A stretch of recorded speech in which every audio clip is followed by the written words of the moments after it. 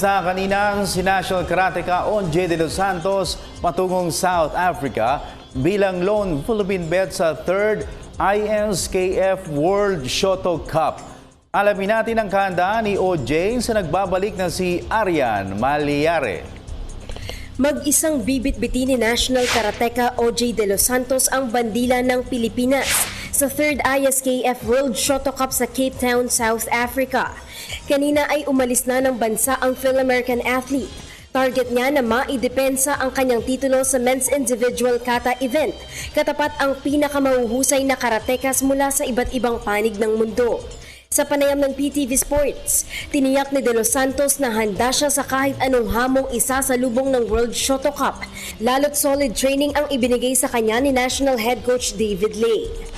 He made sure that in all my katas I don't even have the slightest mistake.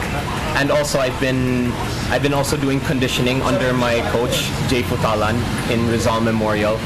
So overall I can say that I'm ready for the World Shooto Cup. Buong-buo rin ang suporta ng Philippine Karate Do Federation para kay De Los Santos. In-expect namin si OJ de los Santos will do his best para i-represent yung ating bansa. Ang 3rd ISKF World Shooto Cup ay magsisimula bukas at magwawakas naman sa linggo. Arian Maliare, PTV Sports.